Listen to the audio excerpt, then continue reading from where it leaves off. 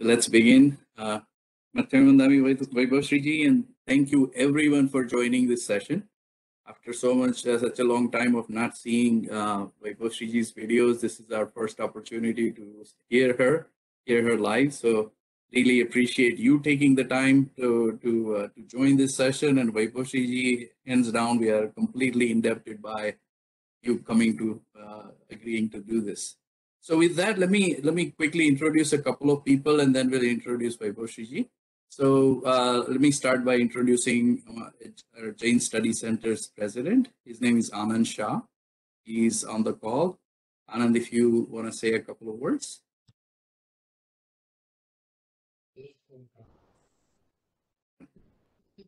Welcome, all of you. Thank you, Amit Bhai Pothiwala. You've been, a great initiator in terms of putting this session together for all of us.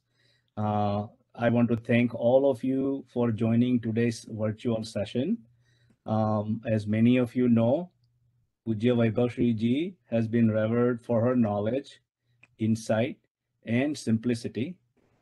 And we are very, very lucky as a community कि आप internet के माध्यम से हमारे लिए जैन आगम summary of उत्तराधर्म सूत्र topic पर सेशन प्रेजेंट करेंगे. We are so humbled and at the same time genuinely curious to learn from you. As I think some of the members were saying earlier, you have a very large following. I think the YouTube channel has many thousands and hundreds of thousands of views. So that is an indication of a large following. So we are very lucky and looking forward to having these sessions benefit a large community. Our center, as Praveen Bhai might have said, it's relatively a smaller center, but one of our long time principles has always been the study of Jainism, right? Which is why it's called Jain Study Center of North Carolina. The focus is on Adhyatma and study, in addition to all the rituals that the religion teaches us. So once again, thank you so much for being with us this evening or morning time. We are so many time zones represented, and thank you, Vaibhashri Ji, for imparting your knowledge to our community and fellow Jains. Jai Jinendra. Thank you, Anand. And now let me introduce my first guru, Praveen Uncle. Praveen Bhai Shah has been, he's a founding member of the JSCNC, the Anand what he described. जब ये form हो रहा था, तब जो दूसरी सोसाइटियों की तरह, we did not call this organization a society or a club or an organization. The clear intention पहले से यही था कि study होंगी, ये जो generation आएंगी उनको knowledge impart होगा, सही तरह से जैनिज्म का understanding होगा, कि वो kitchen religion नहीं बन जाए. तो उसके लिए प्रवीण जी ने सारी जिंदगी उसमें पिछले 20 सालों से उनके घर पे स्वाध्याय होते रहे हैं, और उन्होंने काफी बुक्स लिखी हैं, जैन रत्न का अवार्ड भी मिला है. और सो मेरे लिए तो he's my first guru. And then Vaibhashri ji came along around 2016 time frame, or I became a huge fan of hers. So let me have Praveen Uncle just go through some of his thoughts, and then we'll introduce Vaibhashri ji. All right. Now, can you hear me? Yeah. Yes. Yeah, we are really honored. Okay, you accepted our invitation, and just even in the transition time, you had no problem just coming over there. That was kind of a surprise to me, really. Okay, but I come from the very traditional families and all that one. So instead of saying anything, we welcome you. We are highly obliged. You accepted this one, and we will like to listen to you than the other one. So, Amit, please take over. Okay, thank you. Thank you, Praveen Uncle. Yeah. So let me say a few things about Sadhvi ji. पहले से I'm so used to saying Sadhvi ji कि कई बार मैं mistake कर दूंगा. फिर भी जो है Vaibhashri ji, you have been amazing for me. And जो है I'll just say a few things. First of all, आपकी जब भी वीडियोस देखते हैं, देयर इज नो डाउट आप आगम वेता हैं। जो भी आप बोलती हैं, इट हैज डायरेक्ट कोरिलेशन। पहले तो आगम जानते भी नहीं थे, थोड़ा थोड़ा भी जाना तो हमेशा there is such a deep reference. आप जहाँ से उसको एक्सट्रैक्ट करती हैं, उसको इतनी सिंपली प्रेजेंट करती हैं, और वो जो लैंग्वेज का जो प्रभाव होता है, इट्स लाइक बहती नदी की तरह उतर जाता है। And it has made such an impactful changes in our lives. And my entire family जो है आपको बहुत keenly सुनती है और आपको बहुत फॉलो करती है। बहुत सारी वीडियोस देखी है। आपकी सिंप्लिसिटी, वो जो सौम्यता जो आती है जब भी पढ़ने की शुरू करते हैं, धर्म की बातें होती है, तो सब लोग कहते हैं आपका ये संदेश था जो धर्म में जाता है वो सौम्य बन जाता है, और आप उसका जीता जाता है एग्जाम्पल है। और जो है आपके जो इम्पैक्टफुल डिस्कोर्सेस है has changed so many difficult moments to much easier moments to pass through. वो जो आपका टीचिंग है, जब डिफिकल्टीज आती है तो आपका जो संदेश जब दिमाग में आता है, तो we have some develop some natural patience. ये भी जाएगा, उसके आगे भी दिन है, सारी सारी सारी मूवमेंट्स आएंगी, अच्छी मूवमेंट्स आएंगी। सो वो जो पेशेंस डेवलप हुई है, we can not say enough thanks for doing that. And again we are more than indebted जो कि आपने ग्रेशियसली एग्री किया कि आप यहाँ पे हमको ये लाइव डिस्कोर्स देंगी। So such from my heart very very deep welcome to you. And आपसे और बस जो भी ज्ञान आप इम्पार्ट करेंगे उसके लिए इंटेंटली सुनेंगे और कोशिश करेंगे कि जीवन में उतार सकें। सो विद दैट कोशिश जी, आप we can start. Thank you. Thanks to you all JSCNC, आपकी पूरी कम्युनिटी को बहुत बहुत थैंक यू। प्रवीण भाई ने जो मुझे इंट्रोड्यूस किया, इनवाइट किया, अमित पोटलीवाला ने जो पूरी सारी मैनेजमेंट किया, और आनंद शाह जिसके प्रेसिडेंसी में ये सब काम हो पा रहा है, आप सबको थैंक यू। एंड सबसे पहले गुरुओं की कृपा को धन्यवाद जिन्होंने स्लाइड बनाया। नमोकार मंत्र।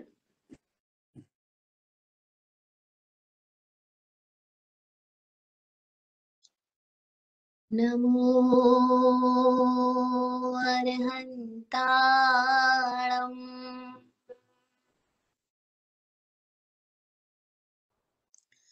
नमो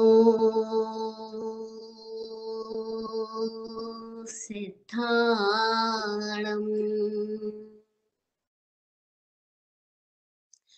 नमो आयर्याणम्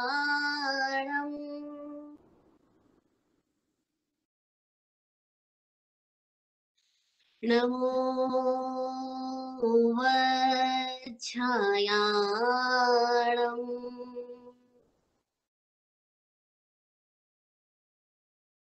नमो योए सव साहूणम्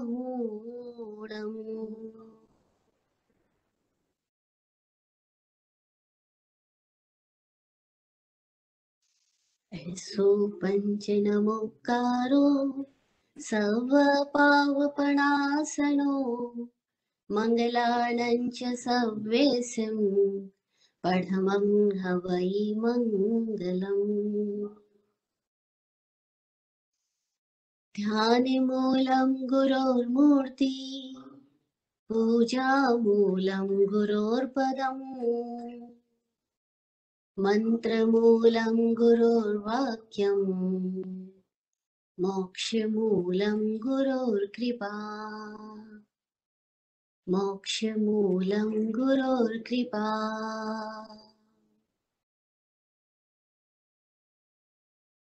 गुरुदेव श्री जीने की सच्चाई तेरा ज्ञान है, बाकी झूठी ये दुनिया की शान है, बाकी झूठी ये दुनिया की शान है। गुरुदेव श्री। अनंत उपकारी तीर्थंकर परमात्मा वितराग वाणी निर्ग्रंथ गुरुदेव और चतुर्वेद संघ को सविनय प्रणाम, वंदन, नमन।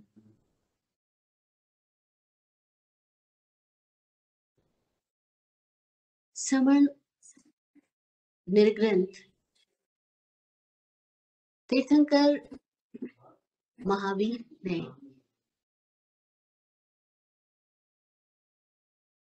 केवल्य ज्ञान प्रकट होने के बाद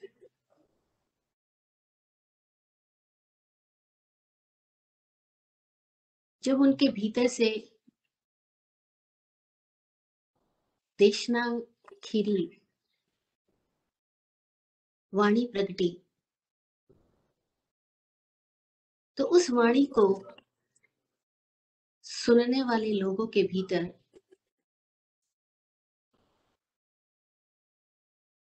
जो कुछ भी शंकाएं थी वो उत्तरित होती गई। परंपरा से हम ऐसा सुनते आ रहे हैं कि इंद्रवती गौतम प्रभु महावीर के पास गए तो थे शास्त्रार्थ करने, विवाद करने, लेकिन वे खुद अपने भीतर शंकाग्रस्त थे, सशंक थे, और बजाय वो किसी शास्त्रों के ऊपर कुछ बात करे, कुछ व्याख्या करे, समण भगवान महावीर के भीतर से बस वो वाक्य प्रकट हुए जो सीधा गणधर गौतम की शंका को अनावरित कर रहे थे।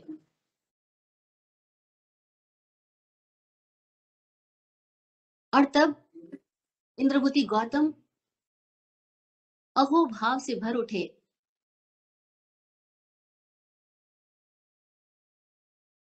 पहले तो उन्हें आश्चर्य हुआ कि इन्हें पता कैसे कि मेरे भीतर क्या चल रहा है,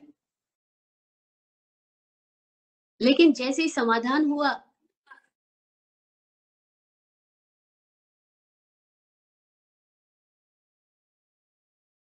तो वे मुक्त हो गए, अपनी शंका से मुक्त हो गए, अपने भीतर रहे हुए शल्य से मुक्त हो गए, और उन्हें समझ आया कि नहीं, मैं इस महावीर के बारे में जो सुन रहा था वो ये नहीं है, ये सच में कुछ और है। और वे समर्पित हो गए। ये समर्पण उनके भीतर की शंका के गिरने के साथ ही स्वयं घटित हो गया।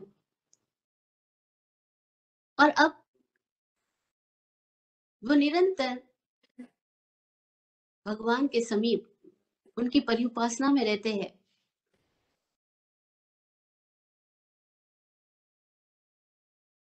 और वे देखते हैं कि कितने लोग आते हैं अपने भीतर न जाने कितनी तरह के ऊहापोह लेकर के आते हैं और महावीर के पास उत्तरित होते जाते हैं।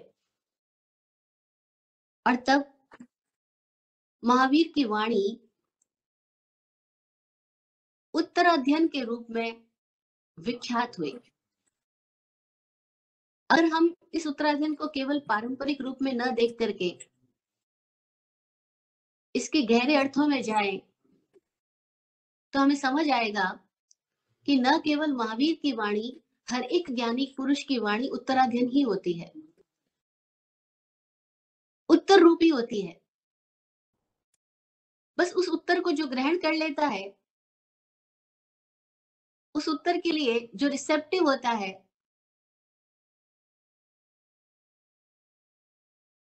वह समाधिस्थ हो जाता है, समाधानित हो जाता है।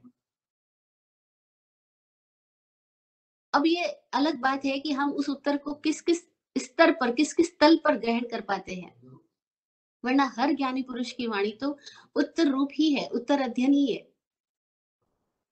फिर भी क्यों महावीर की वाणी को उत्तराध्ययन कहा जाता है? क्यों उत्तराध्ययन सूत्र इतना विख्यात हुआ? इसके पीछे कई सारी बातें हैं।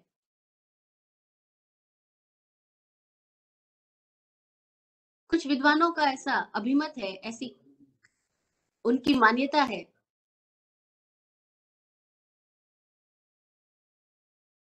कि प्रभु महावीर से पूर्व जो प्रभु पाश हुए,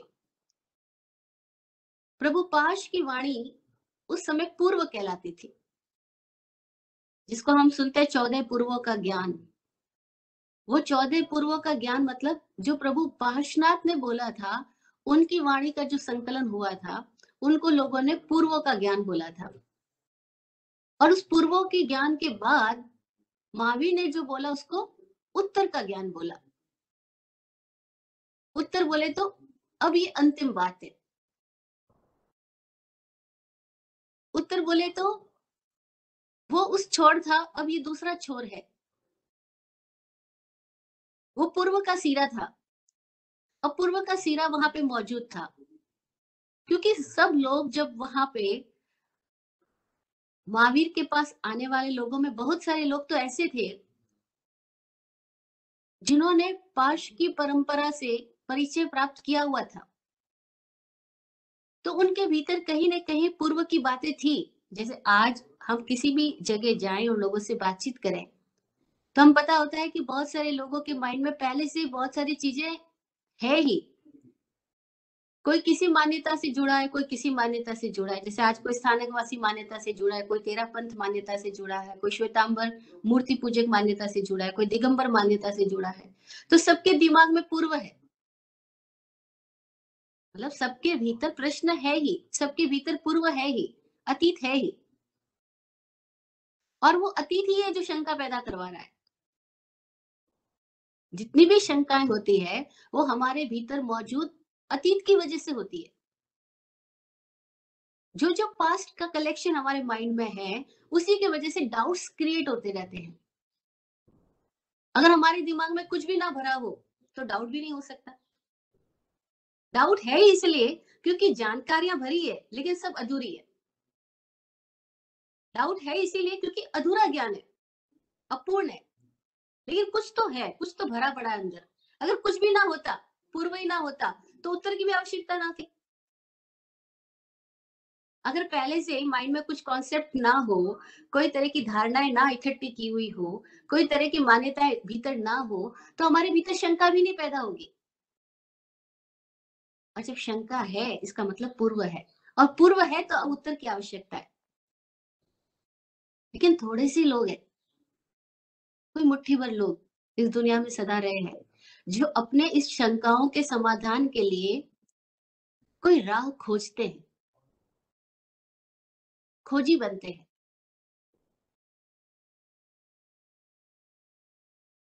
बहुत सारे लोग अपनी शंकाओं से आकुल व्याकुल तो होते हैं, लेकिन खोजी नहीं बनते।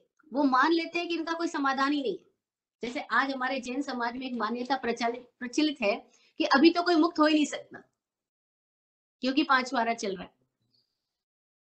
ये एक ऐसी बात हम सबके दिमाग में बिठा दी गई है जिसकी वजह से हमने पहले से ही एक मान्यता बना ली कि अब तो उत्तर मिल ही नहीं सकता, हम तो समाधानित हो ही नहीं सकते, हमारी स्थिति तो ऐसी रहने वाली है। बस इस तरह की धारणाएं युग युग में तरह तरह की प्रचलित रही है, हर समाज में रही है। और यही कारण है कि लोग उन कोई ऐसी लाइन को लेकर के अटक जाते हैं। कोई थोड़े लोग होते हैं जो इन सारी ऐसी किसी भी बात को बिलीव नहीं करते, वो मानते ही नहीं है। वो कहते हैं हम नहीं मानेंगे, हम खुद खोजेंगे, हम खुद जानेंगे। खोजी बन जाते हैं, रिसर्च करते हैं। और वो रिसर्च किताबों में नहीं करते, अपने आप में करते हैं। किताबों में रिसर्च करने वाले भी रिसर्च स्कॉलर्स मिल जाते हैं, लेकिन वे भी ये नहीं जान रहे कि वो रिसर्च कर किसकी रहे हैं। अगर बाहर किसी भी तरह के ऑब्जेक्ट की हम रिसर्च कर रहे हैं तो वो सारी ही रिसर्च अधूरी रहने वाली है, क्योंकि हम बाहर किसी भी तरह की जानकारी इकट्ठी कर लेंगे, वो कोई भी जानकारी हमें तृप्त नहीं करेगी, हमें अपने भीतर से अपने आप में मुक्त नहीं करेगी, हमें निर्ग्रंथ नहीं करेगी। निर्ग्रंथ कौन सी जानकारी करेगी? वो है खुद को जानना, खुद को खुद के लिए खोजी बन जाना। ऐसे कोई खोजी इंद्रभूति गौतम हुए, और भी कुछ लोग हुए जिनकी वजह से, उन खोजियों की वजह से, जिन्होंने जान लिया, उन्होंने मार्गदर्शन दिया, जो पहुंच गए वो कुछ बोले, और वे जो बोले वो आज उत्तराधन के रूप में, वितरागवाणी के रूप में हमको उपलब्ध हो पा रहा है। लेकिन फिर गलती हम क्या करेंगे, हम में से अधिकांश लोग क्या गड़बड़ी करेंगे कि इस उत्तराधन को बाहरी अर्थों में पढ़ लेंगे और सुन लेंगे, जो सूत्र लिखे हुए हैं उनको पढ़ लेंगे, सुन लेंगे, लेकिन नहीं, वो उत्तराधन हमारे उत्तर हो, हमारे भीतर हमारी शंकाओं को अनावृत करने वाले, गिराने वाले हो, तो वो उत्तराधन होगा। हम अपने उत्तर का अध्ययन करें। उत्तराधन का स्वाध्याय का मतलब होता है किताब का अध्ययन करना नहीं, स्व में अपने पूर्व के उत्तर खोजना, खुद में अपने पूर्व, अपने अतीत के उत्तर खोजना, तो उत्तराधन होगा। और अध्ययन यानी रिसर्च करना, रीड करना, पढ़ना, ऑब्जर्व करना, और वो हम कब करेंगे, जबकि हमें अपने पूर्व का पता हो, और ये पता हो कि जितना भी पूर्व है बस यही बोझा है, यही भार है, यही पूर्व हमें किसी न किसी तरह की धारणा में अटका रहा है। और वो धारणा कितनी तरह की, जैसे एक एग्जांपल हमने दिया कि 5 बारे में मोक्ष नहीं, ऐसी कई धारणाएं होगी कि साधु बने बिना मोक्ष नहीं, ऐसी कई धारणाएं होगी कि साधु मतलब किसी संस्था में दीक्षित हो जाना, कपड़े बदल लेना, व्हाइट कपड़े ले लेना, या कोई येलो पहनता है येलो ले लेना, कोई रेड पहनता है रेड ले लेना। नहीं, फिर हम किसी धारणा में चले जाएंगे, और इस तरह की मान्यताओं में, धारणाओं में, पूर्व में हम घुस जाते हैं, और हम उत्तर का खोज नहीं कर पाते। उत्तर वो खोजता है जो ये कहता है कि मैं अपनी शंकाओं के लिए स्पष्ट दर्शन विकसित करने के लिए तैयार हूं, मैं क्लैरिटी के लिए रेडी हूं, मैं किसी बिलीफ सिस्टम को फॉलो नहीं करना चाहता, मैं अपने भीतर को क्लियर करना चाहता हूं, ये क्या है, क्यों है, कैसे है। जो अपने भीतर के प्रश्नों के प्रति सजग होगा, जिसको अपने प्रश्न पीड़ा दे रहे होंगे, जिसको अपनी अतृप्ति, अपनी बेचैनी खल रही होगी, जिसको लग रहा होगा कि मैं अटक कहाँ रहा हूं, मेरे भीतर कांटा है, मेरी चाल अच्छी नहीं है, मजेदार नहीं है, मस्ती नहीं है मेरी जिंदगी में, मैं हर पल बिना किसी कारण से मौज में नहीं हूं, मेरी मौज किसी किसी पर निर्भर है, और जब भी निर्भरता आती है तो उदासी लाती है, दुख लाती है, तनाव लाती है, भय लाती है। तो अपने भय को कोई देख पा रहा होगा, इस भय से मुक्ति का कोई उपाय खोज रहा होगा, उसके लिए उत्तराधन काम करेगा। क्योंकि हम उत्तराधन को खाली किताब के रूप में पढ़ ले, इससे कुछ लेना देना नहीं है। पहला अध्याय का नाम ये, दूसरे का नाम ये, 36 का नाम ये, इससे हमारे भीतर में कोई रूपांतरण नहीं होगा। ट्रांसफॉर्मेशन तब होगा जब हमें ये पता लगे मेरा प्रश्न क्या है, उसका उत्तर मुझे खोजना है, मेरा पूर्व क्या है। और हम सब अपने अपने पूर्व से जुड़े हैं, बंधे हैं, पूर्व से ग्रस्त है, ये कहते पूर्वाग्रहों से ग्रस्त है। कितने सारे प्रेजुडाइजेस है हमारे माइंड के अंदर में, और जितने भी प्रेजुडाइजेस है, मिसकॉन्सेप्ट्स है, जितनी भी धारणाएं हैं, बिलीफ सिस्टम्स है, ये सब हमारे पूर्व है, और ये हमें रोक रहे हैं। इसको हम इस तरह से समझें कि हम एक छोटे बच्चे को देखते हैं, तो छोटा बच्चा जिसके भीतर अभी कोई तरह का हमने भरा नहीं है, कोई आग्रह, कोई संस्कार, कोई धारणाएं, कोई भी मान्यताएं नहीं भरी है, तो वो इस दुनिया को कैसे देखता है? उसके भीतर कोई भेदभाव नहीं भरा है, वो मौत से जीता है, मौत से देखता है। नहीं, अपन कोई भी उसको गोदी में लेना चाहिए, वो सबके हाथ में चला जाता है। अभी उसके भीतर कुछ भी भराव नहीं किया हुआ है, लेकिन जैसे जैसे वो बड़ा होता जाता है, हम ना जाने कितने तरह के वर्ड्स, कितने तरह की सोच उसके भीतर बढ़ते जाते हैं, और उसकी मौज घटती जाती है, और वो चीजों को बांट बांट के देखना शुरू करता है, ये अच्छा, ये बुरा, ये अपना, ये पराया, ये तेरा, ये मेरा। अब ये सारी चीजें उसके भीतर आ जाती है, और उसकी मौज घट जाती है। हम सबकी भी मौज घट गई, हम सब भी डर डर के जी रहे हैं।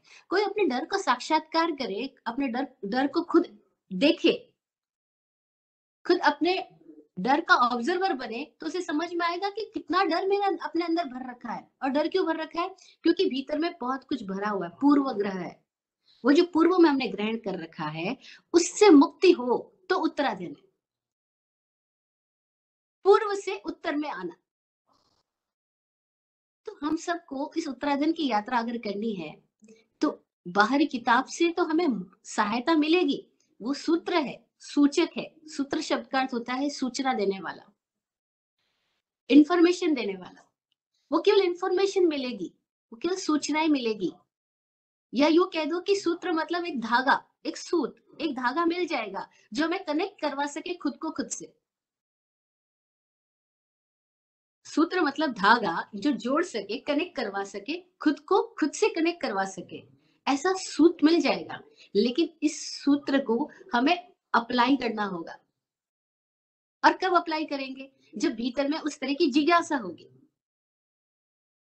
अपने प्रश्न की पीड़ा हमारे सामने होगी, तो हम उत्तर की खोज करेंगे ना। वरना उत्तराधीन सुन लेंगे, लेकिन उत्तराधीन घटित नहीं होने वाला। और सुनना इसलिए हो कि भीतर कुछ घटित हो, तब तो सुनना महत्वपूर्ण हुआ। ये तो सुनना भी बस जस्ट लाइक एंटरटेनमेंट हो जाएगा। क्योंकि आजकल एक नया ट्रेंड चला है, हर किसी को स्पिरिचुअल होने का भी बड़ा शौक है। जैसे पैसे कमाने का शौक होता है, आलीशान दिखने का शौक होता है, ऐसे एक स्पिरिचुअल गॉसिपिंग का भी शौक होता है कि जहां भी बैठेंगे थोड़ी सी हम आत्मा परमात्मा की, धर्म कर्म की बातें कर लेंगे, तो ये शो हो जाएगा कि लोगों को कि हम बहुत धार्मिक, बहुत सज्जन आदमी है। तो जहां भी लोग इकट्ठे होते हैं वह स्पिरिचुअल गॉसिपिंग भी चालू हो जाती है।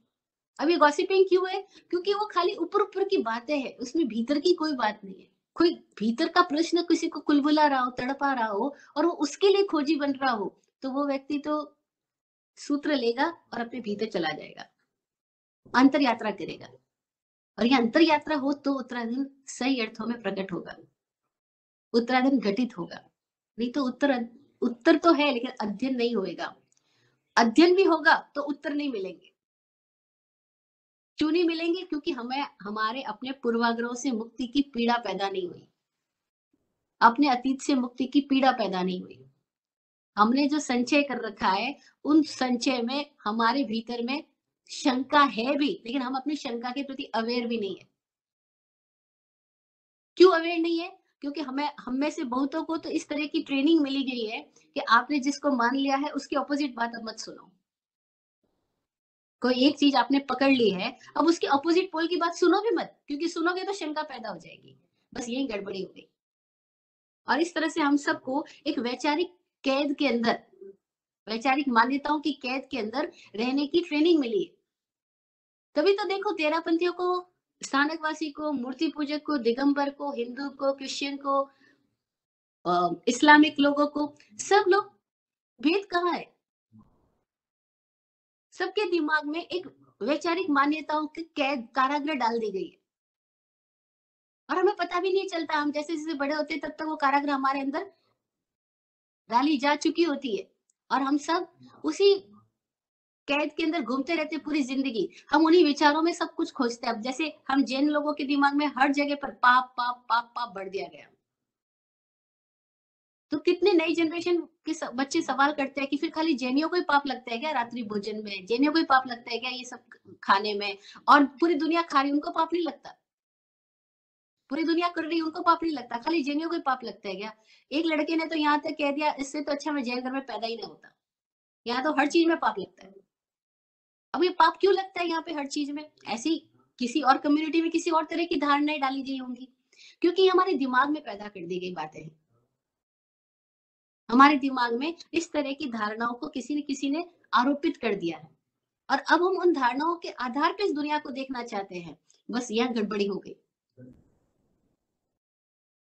तो उत्तराधीन के लिए करना क्या होगा? उत्तराधीन के लिए सबसे पहला अध्याय, जो इसका उत्तराधीन के पहले अध्याय का नाम है विनय श्रुत।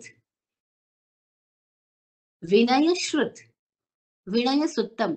विनय श्रुत का अर्थ यह है, मोस्टली लोग विनय को समझते हैं हम्बलनेस, ये किसी को प्रणाम करना, झुकना, अकड़ नहीं रखना, बस यही विनय है।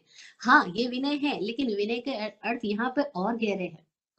उत्तराधीन कह रहा है कि विनय श्रुत होगा तो तुम्हें समझ आएगा कि उत्तर कैसे प्रकट होता है। विनय श्रुत का अर्थ समझे हम, शब्द में जाएं, क्योंकि ये संस्कृत और प्राकृत भाषा बहुत मजेदार है। यहाँ किसी भी शब्द का अर्थ उसके भीतर ही निहित होता है, कहीं बाहर जाने की जरूरत नहीं। मतलब सेल्फ इंट्रोडक्टरी वर्ड से विनय शब्द कह रहा है विनय। नय का मतलब है कोई अपेक्षा, नय का मतलब है कोई एंगल, किसी एंगल से बात को सोचना देखना, वो नय कहलाता है, किसी एंगल से। और विनय का मतलब है बिना किसी एंगल के, बिना किसी अपेक्षा के देखना, यानी बिना किसी धारणा के सुनना, बिना किसी धारणा के देख पाना, वो है विनय श्रुत, यानी सुनना। लेकिन कैसे सुनना? विनय, अपने बीच में कोई कंडीशन बीच में मत लाना, खुद को बीच में से हटा लेना, कोई कंडीशन बीच में नहीं लाना है कि ऐसा हो, ऐसा नहीं है, ऐसा पुण्य ही है, ऐसा पाप ही है। पहले मान लिया तो विनय है ही नहीं। जैसे ही कोई मान्यता आ गई, विनय खत्म। क्योंकि विनय कब होगा? जब बिना नय हो, और तब निष्पक्षता आएगी। उत्तराजन के लिए पहली बात जो है वो है निष्पक्ष श्रवण। विनय श्रुत का मतलब हुआ निष्पक्ष होकर के सुन पाना। यहाँ निष्पक्ष होने का मतलब क्या हुआ? दोनों अर्थों में देखना। एक तो जो बात है उसके प्रति भी पहले कोई पक्ष नहीं बना लेना, ये बात कौन कह रहा है उसके प्रति भी कोई पक्ष पहले नहीं बना लेना, और ये बात कौन सुन रहा है, जो सुनने वाला है वो अपने प्रति भी कोई पहले से पक्ष ना बनाए। हमारे साथ क्या होता है, हम कोई भी बात सुनने से पहले ही अपने मन में कोई पक्ष बना लेते हैं। जैसे ये वाली, जैसे अभी हम जैन कुल में पैदा हुए तो हमको ऐसा लगेगा कोई मुस्लिम बोल रहा है, हम पहले पक्ष बना लेते हैं गड़बड़ होगा। ये दिमाग में क्यों आ गया? क्योंकि ऐसा हमारे दिमाग में पूर्व भरा है। अपनी मान्यता बना ली ना कि वो बोल रहे तो गड़बड़ होगा, ये पक्ष आ गया। फिर अगर कौन बोल रहा है, जैसे सपोज ये पहली मान्यता बना ली कि फला साधु बोल रहा है, फला आचार्य बोल रहा है, फला व्यक्ति बोल रहा है, वो अच्छा ही बोलेगा या वो बुरा ही बोलेगा, बस यहाँ भी गड़बड़ हो गई। या हमने ये सोच लिया कि हम जो सुनने आए हम वही सुनेंगे, हमें वही मिलेगा जो हम सुनने के लिए आए हैं, जो हमने अब तक मान रखा है, अब तक सुन रखा है वैसा ही, अथवा उससे मैच करते ही सुनने को मिलेगा। यहाँ भी हमने मान्यता बना ली, एक पक्ष बना लिया, पार्शियलिटी आ गई। ओपिनियन पहले से ही हमारे माइंड ने अब कोई ना कोई ओपिनियन बना करके अपने आप को पहले से कवर कर लिया, और इस तरह से हम हर जगह पर बहुत सारे ओपिनियंस के साथ हमेशा ही अटैच्ड रहते हैं और उन ओपिनियंस के साथ ही चल रहे होते हैं, तो वहां विनय नहीं रहता, क्योंकि प्री कंडीशनड हो गया ना। और ये प्री कंडीशनिंग हर जगह पर है, जहां हम जिन लोगों के साथ रह रहे हैं उनके प्रति भी हमारे सबके माइंड में प्री कंडीशनिंग है। जैसे हमने मान लिया है कि ये व्यक्ति मेरी लाइफ के अंदर बुरा रोल प्ले करने वाला है, ये व्यक्ति अच्छा रोल प्ले करने वाला है। अब हमने पहले से अपने माइंड में कोई ना कोई ओपिनियन के साथ अपने आप को इस तरह से एसोसिएट कर लिया है कि हम जो जैसा है उसको वैसा नहीं देख पाएंगे, जो जैसा है उसको वैसा देख पाना निष्पक्ष दर्शन व सम्यक दर्शन है। लेकिन हमारे साथ क्या होता है कि हम पहले ही कहीं ना कहीं बना लेंगे। जैसे हम में से आजकल जो बुजुर्ग हो गए हैं वो कमिंग जनरेशन को कोसना शुरू कर देंगे, ये लोग, इनको धर्म कर्म कुछ नहीं समझ में आता, कोई अक्ल नहीं, इनको कोई इंटरेस्ट ही नहीं है। अब है या नहीं है, हमने पहले अपने दिमाग के अंदर एक ओपिनियन जनरेट कर दी, जबकि ऐसा नहीं है। कोई भी जीवित व्यक्ति है, उसके भीतर प्रश्न पैदा होंगे ही, और उसको जीवन की व्यर्थताओं का ज्ञान अनुभव के साथ होगा ही, और जैसे जैसे होएगा तो भीतर धर्म की खोज कहीं पैदा होगी। हाँ, उस परंपरागत सामाजिक संस्थागत ढांचेगत धर्म की खोज नहीं होगी, उसको असली धर्म की खोज होगी। और हमारे जब हम किसी एक सोसाइटी के साथ जब अपनी बिलोंगिंग कर लेते हैं तो हमें लगता है हमारे बच्चे इसी तरह से डेवलप हो जैसे हम हुए। अब गड़बड़ हो जाता है। लेकिन यहाँ क्या हो गया, हमने नए बना लिया, विनय नहीं रहा, और हमें पता ही नहीं लगता। हम सब बच्चों से तो विनय की उम्मीद करते हैं, पर पता ही नहीं हम जो बड़े कहलाने वाले हैं, बड़े कहला रहे हैं नहीं, हम अपने आप को ऐसा मान लेते हैं कि वो लोग तो विनयवान बने, हम विनयवान तो है ही नहीं। अगर हमने कोई भी मान्यता बना ली तो हम विनयवान है ही नहीं, चाहे हम आचार्य ही क्यों ना हो, चाहे हम कोई बड़ी पोस्ट पे क्यों ना हो, किसी संस्था की भी बड़ी पोस्ट पे क्यों ना हो, हमने कोई भी किसी के प्रति कोई भी ओपिनियन जनरेट कर ली है, विनय तो गायब हो गया। तो पहला अध्ययन कहता है विनय श्रुत। हम अध्ययन की तो बात ही नहीं करें, केवल नाम में ही जा रहे हैं अभी, कि विनय का अर्थ है बिना नय का हो जाना, बिना किसी अपेक्षा के देख पाना, बिना पक्ष के। अब वो पक्षपात सुनाने वाली वाणी के प्रति, बोलने वाले लोगों के प्रति अथवा खुद के प्रति कहीं पर भी ना हो। इसके लिए क्या करना होगा? तो कह रहे जब सुन रहे हो तो मात्र सुनना, जब देख रहे हो तो मात्र देखना। और मात्र सुनना और मात्र देखने का मतलब क्या हुआ? तो उसका पहला गाथा का पहला वर्ड आता है कि संजोगा विप्पमुक्कस्य, कि जो संयोग अपने भीतर इकट्ठे किए हैं उनसे मुक्त होकर के देखना। कौन विनय को सुन सकेगा? तो पहली गाथा बोलती है संजोगा विप्पमुक्कस्य अणगारस्य भिक्षुणो विनयम पाव करिस्सामि अणुपोभम सुने हमें, कि संजोगा विप्पमुक्कस्य, जो संयोगों से विप्रमुक्त होके अणगार हुआ, भिक्षु हुआ। अब इन सब के गहरे अर्थ है। अगर हम पारंपरिक अर्थ लेंगे तो ऐसा लगेगा जो साधु बना उसी के लिए उतरा देना, क्योंकि अणगार तो साधु को बोलते हैं, भिक्षु तो साधु को बोलते हैं। संजोगों से तो वही मुक्त हुआ क्योंकि उसने गरबार छोड़ करके दीक्षा ले ली है। अगर हम पारंपरिक रूप से देखेंगे तो ऐसे ही अर्थ लगेगा, लेकिन ऐसा नहीं है। क्योंकि जो भिक्षु, जो सो कॉल्ड साधु बन गया है, दीक्षा ले ली है, जरूरी नहीं है वो भी संयोगों से मुक्त हुआ हो। और जो घर में रह रहा हो, जरूरी नहीं है कि वो संयोगों से मुक्त नहीं हो सकता हो। संयोगों से विप्रमुक्त होने का मतलब है अपने भीतर में अपने पास्ट से डिसएसोसिएट होके देख पाना, अपने ही पास्ट से। अब ये बड़ी गड़बड़ बात है, मतलब गड़बड़ बात इसलिए है कि हम गड़बड़ है। हमारे साथ क्या प्रॉब्लम है? हम सब ने कई कई तरह के कॉन्सेप्ट्स इकट्ठे किए और फिर उस कॉन्सेप्ट्स के साथ में, उन थॉट प्रोसेस के साथ में हमने अपने आप को ऐसा एसोसिएट कर लिया कि हमें लगता है ये मेरा विचार है, ये मेरी मान्यता है, ये मेरा परंपरा है, मेरा रिवाज है, मेरा धर्म है, मेरा जीवन आदर्श ऐसा है। और बस जैसे हमने अपने आप को किसी भी एक चीज के साथ में बाउंड कर लिया, वैसे ही अब हम विनय नहीं रहे, अब हम विनम्र नहीं रहे, अब हम विनयवान नहीं रहे।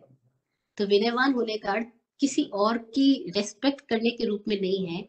विनयवान होने का अर्थ अपने भीतर में अपेक्षा मुक्त होने से है। कोई एंगल लेके नहीं बैठना, कोई एंगल की पकड़ नहीं करना। एंगल से देख तो रहे लेकिन किसी भी एंगल को पकड़ के नहीं बैठ जाना। और वो एंगल किसी भी रूप में हो सकता है, खाने के साथ में, जीने के साथ में, सोचने के साथ में, रहने के साथ में, किसी भी तरह के एंगल के साथ अगर हम हैं तो हम अहंकार में आ गए, अकड़ में आ गए, अब हम विनय में नहीं रहे। तो विनय श्रुत कह रहा है संयोगा विप्पमुक्कस्य, संयोगों से अपने पास्ट के साथ डिसएसोसिएट हो पाए, अणगारस्य, अणगारस्य हो पाए यानी कि बाउंड्री लेस हो पाए। अणगार का मतलब है बाउंड्री लेस। भिक्षुणो, भिक्षु का मतलब है कि जो अपने भीतर की सारी दीनताओं से मुक्त होकर के, किसी भी तरह की डिमांडिंग से मुक्त होकर जी सकता है। अब बड़ी उल्टी बात है, भिक्षु तो उसको कह रहे जो मांग रहा है, और हकीकत में भिक्षु वह है जिसके भीतर अब कोई मांग नहीं रही। कोई मांग नहीं रही इसीलिए कोई पोजीशन नहीं रहा, और कोई पोजीशन नहीं रहा तो वो जैसा है वैसा जिएगा, जैसा मिलेगा वैसा जिएगा, वो भिक्षु हुआ। अभी बिल्कुल डिफरेंट है। अब हमारे दिमाग में जो अब तक की धारणा वैसी है, भिक्षु मतलब वो जो हाथ में कटोरा लेकर के कुछ मांग रहा होगा, हाथ में पात्र लेकर के घर घर जाके भिक्षा लेकर आ रहा होगा। नहीं नहीं, ये तो हमने, हमारे दिमाग में ऐसी पिक्चर सेट हो गई है, इसलिए हमें ऐसा लगता है यही भिक्षु है। भिक्षु का अर्थ आंतरिक अर्थों में है कि भिक्षु वह है जिसने अपने भीतर की सारी पॉजिटिवनेस को छोड़ दिया। कोई पोजीशन नहीं, किसी चीज के प्रति कोई भी पोजीशन नहीं रहा। अब जिसके पास कोई भी पोजीशन नहीं रहा और जिसके भीतर कोई तरह की डिजायर, डिमांड नहीं रही, वो भिक्षु हो गया। अब क्या होगा कि जैसी प्रकृति जिलाएगी वैसा जिएगा। जो मिला सो खाया, जो सूझा सो गाया, यो मैं भी संकित बन पाया। विराट गुरु जी की कविता की पहली पंक्ति है कि जो मिला सो खाया, जो सूझा सो गाया, यो मैं भी संकित हो पाया। तो वह भिक्षु हुआ। ऐसे भिक्षु को विनय श्रुत के लिए ये सारी बातें हैं कि वो विनम्र होगा। अब वो विनम्र होने पर उसके लिए आगे सूत्र बताए गए हैं कि अब वो जो अपने भीतर कोई भी अपेक्षा लेके नहीं बैठा है ना, वो हर संकेत को भी देख पाएगा। और यहाँ चारों ओर हमारे सामने बहुत सारी बातें आ रही है, बहुत सारे शब्द आ रहे हैं, बहुत सारी ध्वनियां आ रही है, बहुत सारे पिक्चर्स आ रहे हैं। अगर हम अपने भीतर में किसी भी एक के साथ कनेक्टेड नहीं है, किसी एक के साथ एसोसिएट नहीं है, तो हम सबको देख पाएंगे, ऑब्जर्व कर पाएंगे। और उस ऑब्जर्वेशन के साथ क्या होगा कि हमें किसी एक पॉइंट पे एक क्लैरिटी हो पाएगी, अगर हम इतने ऑब्जर्वर बने रहे तो, कि जो दूसरा है वो कोई दूसरा नहीं है, वो मैं ही हूं। ये अवस्था उसके भीतर घटित हो सकेगी जो विनम्र होगा। और तब क्या होगा, उसके भीतर में कोई तरह की बाधा, ऑब्स्टेकल नहीं रहेगी, तब उसकी जिंदगी में कैसा भी परिचय क्यों ना आ जाए, वो हर परिचय के साथ में मौत के साथ आगे बढ़ता जाएगा। तो सेकंड चैप्टर है परिचय प्रविभक्ति। अब इसको भी कई कई लेवल्स पे समझा जा सकता है कि विनम्र व्यक्ति को ही परिचय आते हैं, ये भी बात सही है। विनयवान को परिचय आएंगे, परीक्षाएं आएंगी। जो पहले से ही अकड़ा हुआ है, अड़ा हुआ है, क्रोधी है, जिद्दी है, लड़ाकू है, उसको क्या परीक्षा, वो जहाँ जाएगा वहां झगड़ा कर लेगा। लेकिन जिसने अपेक्षा छोड़ दी है, उसके सामने परिचय आते रहेंगे। परिचय आएंगे यानी सहने योग्य परिस्थितियां आएगी। परिचय शब्द का है सहने योग्य परिस्थितियां, लेकिन वो सहने योग्य कितनी भी परिस्थितियों के बीच में से वो इजीली गुजर जाएगा। क्यों गुजर जाएगा? क्योंकि उसने किसी चीज के साथ में अपने आप को पकड़ नहीं बनाई है। तो विनय को हम शॉर्ट में समझे, पकड़ का अभाव। कोई पकड़ नहीं बनाई, वैचारिक, सैद्धांतिक, धारणागत, मान्यतागत, कोई भी पकड़ नहीं बनाई है, तो वो व्यक्ति कितनी भी परीक्षाओं से, कितनी भी ऑब्स्टेकल से इजीली गुजर जाएगा। तब क्या घटना घटेगी कि वो आने वाली हर परिस्थिति के बीच में उसके भीतर में कोई तरह की पकड़ नहीं है, तो वो इजीली ऐसे तिरता हुआ पार जाएगा। तो उसके भीतर एक अद्भुत घटना घटेगी, 4 दुर्लभ चीजें उसको प्राप्त होगी। तीसरे चैप्टर का नाम है चतुरंगीय। सेकंड चैप्टर का नाम है परिचय प्रविभक्ति, यानी विनय से परिचय में आएगा, परिचय से गुजरगा। थर्ड चैप्टर चतुरंगीय, 4 अंग उसके भीतर प्रकट होंगे। वो जो 4 अंग प्रकट होंगे, जो दुर्लभ अंग कहे गए हैं, वो बड़ी मजेदार घटना है। पहला दुर्लभ अंग उसमें बताया गया है, चत्तारी परमंगाणी दुल्लहाणी ह जंतुणो मानुसत्तम सुई सद्धा संजमम्मी य वीरियम। मानुष्यत्व यानी उसके भीतर मनुष्यता होगी। अभी बहुत गजब बात है, जानकार लोगों ने हम सारे, जिसको हम लोग अपने आप को मनुष्य बोल रहे हैं, हम सबको मनुष्य नहीं बोला है। जो ज्ञान को उपलब्ध हो गए, उन्होंने कहा ये मनुष्य के चोले में तो है, लेकिन मनुष्य होने की संभावना लेकर आए हैं, मनुष्य हुए नहीं। मनुष्यता उसको कहा गया है जो 4 चीजों के सिवाय भी कुछ और है। 4 चीजें क्या? 4 चीजें ऐसी है जो इंसान और जानवर में समान है। जैसे भोजन, हम भी भूखे रहते हैं, तड़पते हैं भोजन के लिए, कुछ भी करने को तैयार होते हैं, ऐसे जानवर भी होता है। आहार की संज्ञा प्रबल है हम सब में, दिन भर कुछ न कुछ। तो बोल रहे जानवर और इंसान दोनों में अगर भोजन है तो समान है, मैथुन है समान है, भय है समान है। जब तक ये भोजन पे निर्भरता, भयभीतता, मैथुन सेवन, ये दिन रात, और नींद, ये चारों में हम रहते हैं, तब तक तो हम इंसान होके भी इंसान नहीं है। हम अगर इस चारों में ही डूबे रहते हैं, तब तो हम भी जानवर की तरह है।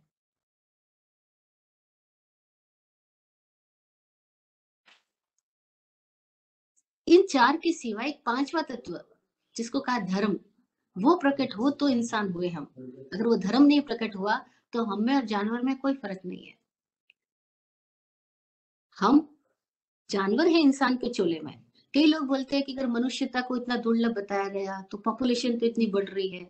अरे दूसरा, इसका आंसर बहुत मजेदार आंसर किसी ज्ञानी पुरुष ने दिया, जानवरों की पॉपुलेशन बहुत घट भी रही है।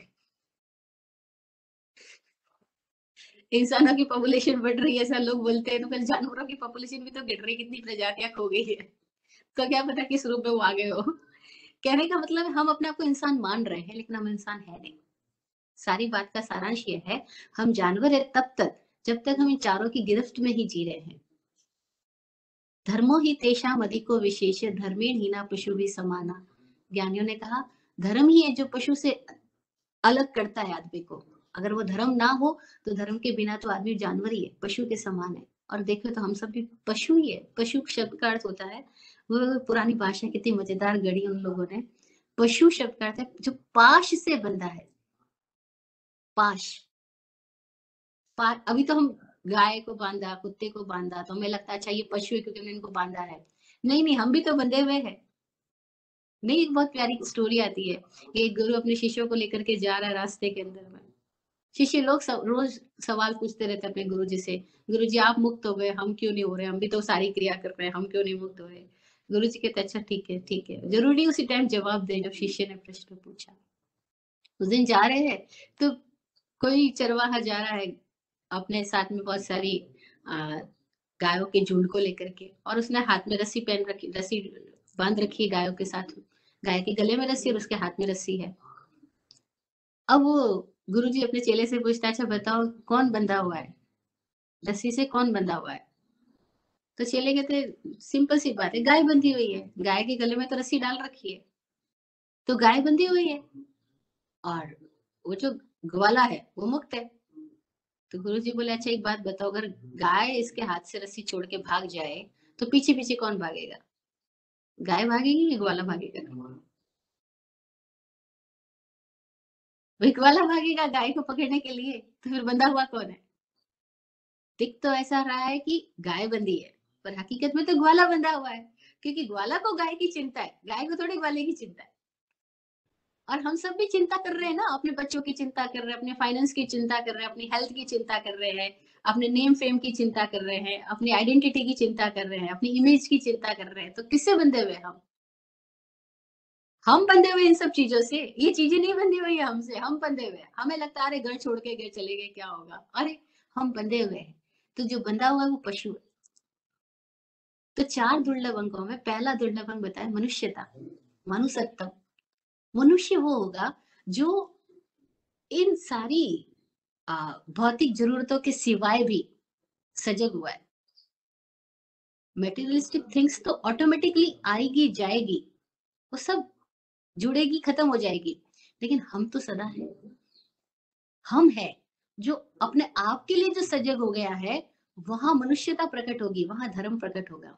तो पहला दुर्लभ अंग बताया मनुष्यता। फिर दूसरा बताया सुई श्रद्धा। सुई श्रद्धा को परंपरा में अलग अलग बताया जाता है। लोग बोलते हैं श्रुति यानी धर्म का सुनना अलग है, फिर धर्म की श्रद्धा करना अलग है। नहीं, सुई श्रद्धा एक वर्ड है। ये दूसरा दुर्लभ अंग है कि सुनना और श्रद्धावान होना। क्योंकि मात्र सुनना हो तो भी बहुत इजी बात है, सुनना कहाँ दुर्लभ है? अगर दुर्लभ बताया है तो सुनना कहाँ दुर्लभ है? यहाँ तो इतने उपदेशक यूट्यूब पे है, कोई भी चैनल क्लिक करो बहुत सारे प्रवचन मिल जाएंगे। तो अगर हम सुनना दुर्लभ बताए तो यहाँ तो ना सुनाने वाले दुर्लभ है, ना सुनी जाने वाली बातें दुर्लभ है, लेकिन फिर भी सुनना दुर्लभ बताया। क्योंकि सुनने के साथ श्रद्धा बताइए कि जो व्यक्ति सुन करके उसको धारण कर रहा है, उसको एक्सपीरियंस कर रहा है, दैट इज दुर्लभ अंग। और वो कौन कर पाएगा? जो सुनने के साथ उसको अप्लाई करेगा, वो श्रद्धावान होगा। श्रद्धावान होने का मतलब है, अब फिर यहाँ पे गड़बड़ी क्या होती है, परंपरा बोलती है श्रद्धा यानी विश्वास पैदा कर लेना कि हाँ ये बात सच है, हाँ भगवान ने कहा है तो सच ही है। अब भगवान ने कहा या नहीं कहा ये भी हमें नहीं पता, क्योंकि हर परंपरा अपने आप को ऐसे ही बोलती है कि भगवान ने ऐसा कहा है। जब भगवान ने ऐसा कहा तो तुम सब अलग अलग क्यों हो? ये झगड़े फसाद क्यों है? इतने वर्ग भेद, वर्ण भेद, इतने सारी समाज में ऊंच नीच भेदभाव क्यों है? जबकि हर कोई ऐसे ही कह रहा है भगवान ने कहा। मेरे भीतर ये प्रश्न बड़ा पैदा होता था जब मैं स्टडी पीरियड में थी और यहाँ पे आ रही थी। तो ऐसा लगता था कि तेरापंथी भी वही शास्त्र बात बोल रहे, दिगंबर भी वही बोल रहे, श्वेतांबर भी वही बोल रहे, स्थानकवासी भी वही बोल रहे, तो फिर आपस में सब अलग अलग क्यों है? क्या ये सब लोग महावीर का नाम लेके नहीं बोल रहे? हाँ, और यही हो रहा है, हर कोई बात अपनी कर रहा है और नाम महावीर का लेके बोल रहा है कि महावीर ने ऐसा कहा, महावीर ने ऐसा कहा। ऐसे कोई और धर्म में चले जाएंगे ना तो महावीर कृष्ण ने ऐसा कहा, कृष्ण ने ऐसा कहा, लोग बोलते जाएंगे, लेकिन गीता की इतनी सारी टीका टिप्पणियां हो जाएगी और हर एक व्यक्ति दूसरे के साथ कहीं ना कहीं वाद विवाद करता नजर आएगा। क्यों हो रहा है ऐसा? क्योंकि सुन के श्रद्धा नहीं हो रही है। श्रद्धा नहीं हो रही है, सुन करके लोग एक दूसरे के साथ बातचीत तो कर रहे हैं, वाद विवाद तो कर रहे हैं, लेकिन खुद के भीतर सुनी बात को उतार नहीं रहे। और जो अपने भीतर चला गया सुन करके कि मैं इसको एक्सपीरियंस करूंगा, इसको इम्प्लीमेंट करूंगा, वो श्रद्धावान होगा। तो यहाँ श्रद्धा का बिलीव करना नहीं है। अगर बिलीव करेंगे तो हम छोटे हो जाएंगे, सिकुड़ते जाएंगे, सब डिफरेंट अलग अलग अलग अलग हो जाएंगे। लेकिन अगर हम में से कोई भी व्यक्ति बिलीव ना करके जो सुना है उसको अप्लाई करना शुरू कर दे कि मैंने ये सुना है, मैं इसको लाइफ में पूरी तरह से अप्लाई करूंगा, पूरी तरह से अप्लाई करूंगा। जैसे हमको रोड पे चलने से पहले ट्रैफिक के कुछ रूल्स बता दिए गए, भी इस तरह से आपको गाड़ी ड्राइव करने इसके रूल्स बता दिए गए। इंडिया के अलग रूल है, आप यूएसए में रह रहे हो, आप लोगों के रूल्स अलग है, यहाँ पे अलग दिशा में, आपके वहां अलग रोड साइड में चलते हैं, ड्राइविंग करते हैं। लेकिन जिसको जो रूल बता दिया, अगर वो उसको बराबर फॉलो कर रहा है, तो अब वो जो फॉलो कर रहा है उस अपने रूल के साथ में, तो उसको खुद को एक्सपीरियंस हो रहा है। अब एक बात समझ में आने के बाद में वो जिंदगी भर अपने रूल को फॉलो करेगा, क्योंकि उसको अंडरस्टैंडिंग हो गई कि मुझे इस रूल को इस तरह से यहाँ पे लेके फॉलो करना है। ठीक ऐसे अगर अपने भीतर के लिए हम अंडरस्टैंडिंग हो जाए कि हम इस जिंदगी में जो कुछ भी है उसके जिम्मेदार हम खुद है, कोई दूसरा नहीं है। ये एक छोटा सा फार्मूला है, जैसे रोड का रूल हमने जिंदगी भर के लिए एक बार समझ आती फॉलो कर लेते हैं, कहीं पर भी इफ बट नहीं है। यहाँ पर भी ऐसा हो जाए कि एक लाइन के लिए भी, एक सूत्र भी हमने अपनी जिंदगी भर के लिए खुद के लिए अप्लाई करना शुरू कर दिया, ये अंडरस्टैंडिंग हो गई कि मैं ही जिम्मेदार हूं, कोई दूसरा नहीं है। अब इसको फॉलो करना शुरू करेंगे तो क्या होगा, भीतर में एक्सपीरियंस घटित होगा, अब अनुभव आएगा, अब जीवन का अनुभव अलग अर्थों में आएगा। पहले पूरी जिंदगी दूसरों की आलोचना करने में, शिकायतें करने में जा रही थी, तुमने ऐसा कर दिया, तुमने ऐसा कर दिया, मेरी मम्मी पापा ने मेरे साथ अच्छा नहीं किया, उन्होंने बुरा किया। अब क्या हो रहा था, दृष्टि पहले बाहर जा रही थी, अब दृष्टि अंदर आ जाएगी कि जो भी मैं हूं उसके लिए मैं जिम्मेदार हूं। जैसे दृष्टि अंदर आ जाएगी तो क्या होगा, श्रुति श्रद्धा में प्रकट होने लगेगी। तो सेकंड दुर्लभ अंग है सुई श्रद्धा, सुनना, धारण करना, अनुभव करना। श्रद्धा शब्द का अर्थ होता है सम्यकतया धारण करना, और जैसे धारण करेंगे तो क्या होगा, दर्शन पैदा होगा। श्रद्धा दर्शन पैदा कराएगी, यानी अनुभव देगी। अब यहाँ दर्शन का मतलब फिलोसॉफी वाली बात नहीं है, लोगों ने दर्शन को फिलोसॉफी से कनेक्ट कर लिया है कि दर्शन यानी फिलोसॉफी, नहीं नहीं, दर्शन का मतलब अनुभव, संवेदना। अब खुद के भीतर अनुभव पैदा होगा, जीवन का वास्तविक अनुभव। और तब क्या होगा, जब किसी व्यक्ति ने सुनी बात को अनुभव करना शुरू किया, अपने ऊपर अप्लाई किया और लगातार उसके साथ वो जी रहा है, तो अनुभव के साथ उसके भीतर संयम प्रकट होगा। तीसरा दुर्लभ अंग है संयम। संयम का अर्थ होता है अब वो व्यक्ति आत्मवान होने लगेगा, अपने भीतर अपने आप को जानता हुआ जीने लगेगा। हम सब जो जी रहे हैं वो लोगों को कैसा दिखना चाहिए वैसे प्रेजेंटेशन में जी रहे हैं। कोई एक लोग है जो किसी भी तरह को लोगों को एक्सपोज क्या करना चाहिए, प्रेजेंट क्या करना चाहिए, उसको ना देख करके खुद को देखते हुए जी रहा है। जो खुद को देखते हुए जी रहा है वो संयम को उपलब्ध होगा, अब वो संयमी होगा। संयमी का मतलब है अब वो अपने से जी रहा है, किसी के चलाए नहीं चल रहा है। यहाँ हम जिसको संयमी बोल रहे हैं वो अधिकांश तो ऐसे ही है कि जो किसी धारणा के साथ चल रहे हैं, किसी मान्यता के साथ चल रहे हैं, अथवा किसी और के चलाए चल रहे हैं।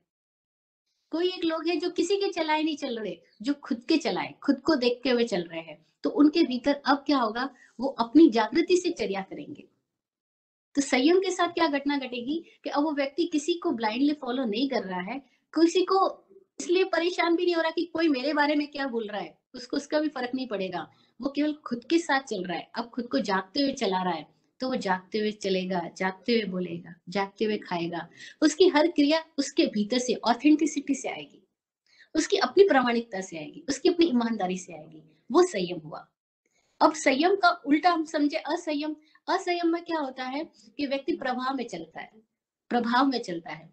अब वो प्रभाव और प्रभाव उसकी इंद्रियों का भी है, मन का भी है और परिवेश का भी है।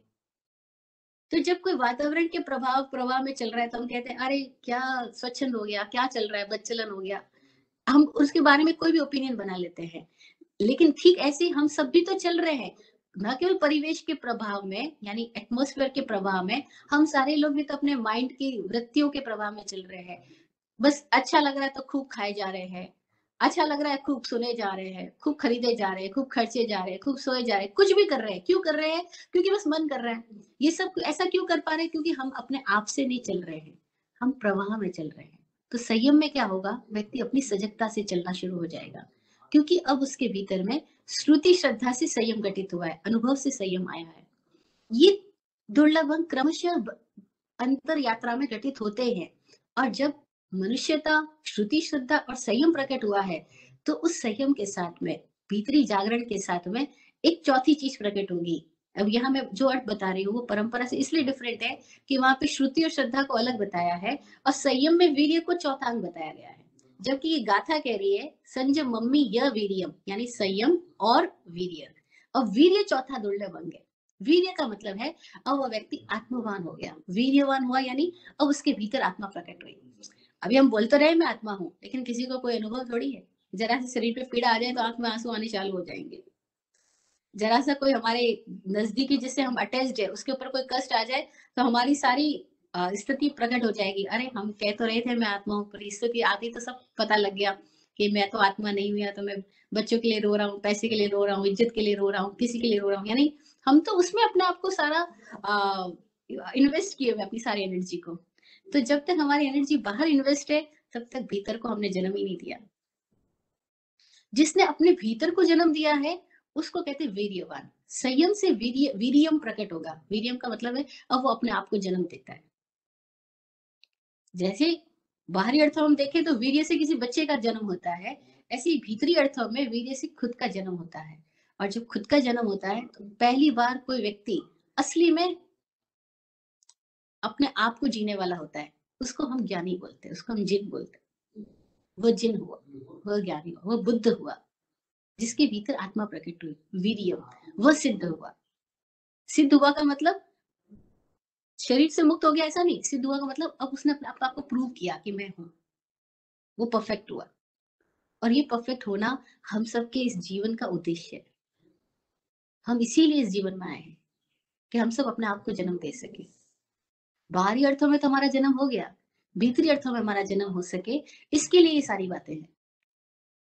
तभी असली में उत्तराधन होगा, वरना नहीं हो पाएगा।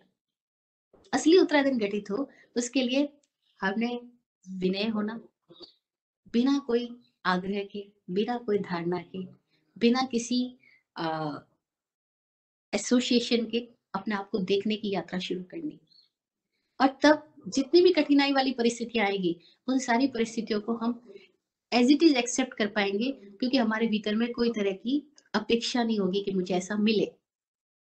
और तब तीसरे अध्ययन में हम पहुंचते हैं जिसका नाम है चातुरंगीय, कि 4 दुर्लभ अंग घटित होते हैं।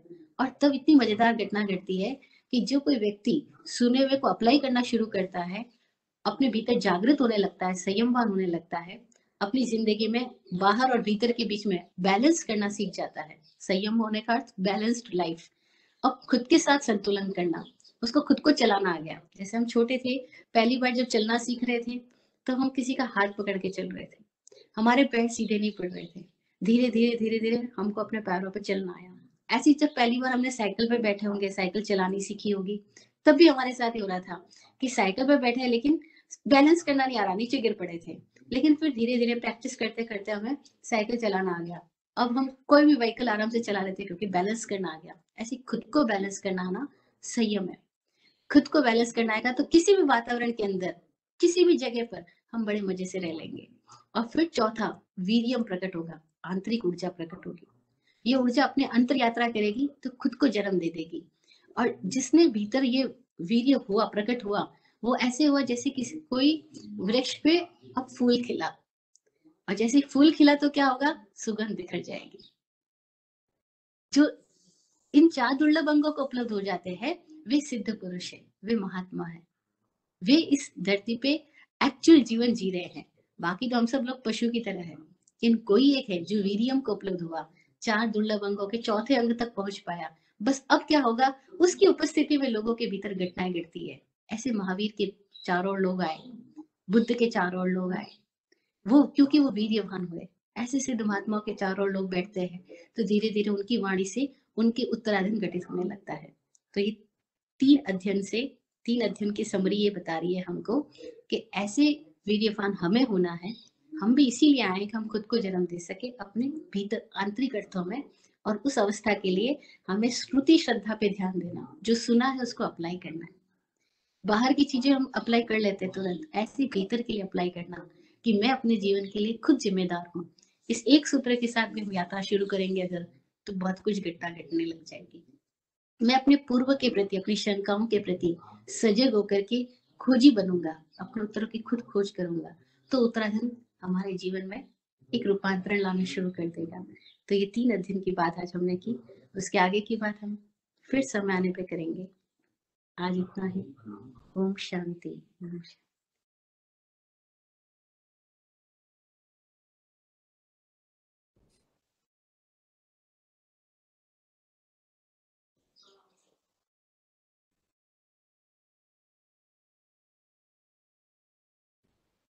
Thank you. जय हो। जय हो। मत्थे वंदनामी साथी जी, ये बड़ा गहरा अर्थ सुना पहली बार। Thank you so much. भी छोटा मांगलिक करेंगे आप? हाँ जी। चतारी मंगलम, अर्हंता मंगलम, सिद्धा मंगलम, साहू मंगलम, केवली पन्नतु धमो मंगलम। चतारी लोकोत्तमा, अर्हंता लोकोत्तमा, सिद्धा लोकोत्तमा, साहू लोकोत्तमा, केवली पन्नतु धमो लोकोत्तमो। चतारी शरणं पवच्छामि, अर्हन्ते शरणं पवच्छामि, सिद्धे शरणं पवच्छामि, साहू शरणं पवच्छामि, केवली पन्नतम धमम शरणं पवच्छामि। आप फूलो फलो हो जिंदगी मखमल मुलायम, आपकी हर खुशी पे है हमारी जान सदके। दुआ करते हैं चुपचाप दिल की थाप से हम, दुआ करते हैं चुपचाप दिल की थाप से हम, रहे जाते नवाजे हर घड़ी अरमान सबके। अमन और चैन से गुजरे आपका वक्त सारा, अमन और चैन से गुजरे आपका वक्त सारा, रुख पे खिलती रहे यूं रूह की मुस्कान खुल के। रुख पे खिलती रहे यूं रूह की मुस्कान खुल के। जय हो। कल्याण। जय जिनेंद्र। जय जिनेंद्र। जय जिनेंद्र। हाँ जी। So let me just make a couple of logistical announcements. पहले मुझे एक सेजल और भैरव को इंट्रोड्यूस करना है। ये जो सेशन पॉसिबल हुआ उसमें कई लोगों का योगदान है। प्रदीप भाई, प्रवीण भाई, then Sejal, Bhairav, and if Sejal, if you're there, if you want to say a couple of things, she is our Pathshala director, and she has been very active with lots of Swadhyay. And for this Swadhyay, she is going to upload our videos. Sejal, if you want to say a thing or two. Jai Jinendra, Mattheru Vandami. Thank you very much. धन्यवाद और आभार वो शब्द तो बहुत ही छोटे हैं। आपने आज आके हमें सही मायने में कृतज्ञ किया है। और आज का जो आपका उत्तराध्यान समरी का जो पहले 3 अध्यायों का आपने समरी की, उसमें काफ़ी सारा सीखने को मिला कि जो विनय और आपने जो छोटे छोटे शब्दों का अर्थ बताया वो काफ़ी ऐसे मैंने कभी सोचा नहीं था। And it really connected really very well. So as Amit भाई ने बोला, हम लोग ये डेफिनेटली अपलोड करेंगे और ताकि बाकी लोग जो आज नहीं जुड़ सके हैं वो भी अगर उनको देखना हो तो वो भी लाभ ले सके, और जो आज जुड़े हैं उनको फिर से अगर सुनना हो, क्योंकि मुझे लगता है मुझे ही ये फिर से सुनना है ताकि मैं पूरी तरह से इसको अंडरस्टैंड कर सकूं, तो हम लोग डेफिनेटली ये सब अपलोड करेंगे और आप सबको नोटिफाई करेंगे। और नेक्स्ट ईमेल में हम लोग इसकी लिंक भी आप सबको प्रोवाइड करेंगे, सो आप सब देख पाएंगे। So over to you. Thank you Amit भाई। Thank you Sejal and thank you Bhairav. ये जो एरर फ्री वेबएक्स चल रहा है प्रॉब्लम बगैर, Bhairav has spent multiple hours working with me to make this work. So thank you everyone. हम लोग जो है, अगर आपका कोई questions अगर आया है chat में, तो we will start taking your questions in chat. If you want to send an email, you can do that too. पर इंटेंशन ये है कि जो नेक्स्ट जो लेक्चर रहेगा उसमें कोई भी अगर स्पेसिफिक क्वेश्चन होगा तो we'll try to answer that in about 15 minutes. And then use the rest of the time Vaibhashi ji का सब उनका डिस्कोर्स सुनने में। So with that, next week आपको email आएगी, मैं रिमाइंडर email भेजूंगा, और there is different groups are sending this email, but you will get at least an email from wherever you receive this email, or it will have all the connection. And our intention is to include the YouTube link, so if you want to start listening to the recording, you will be able to do that. So with that, we will wrap up this session, and thank you everyone. Really appreciate your time, your your dedication to this. And वैभवश्री जी, कोई शब्द enough है नहीं है आपका आभार कहने के लिए, पर thank you so much. Vaibhavshri ji.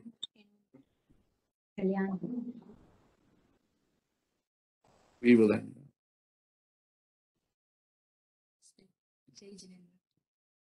Yes.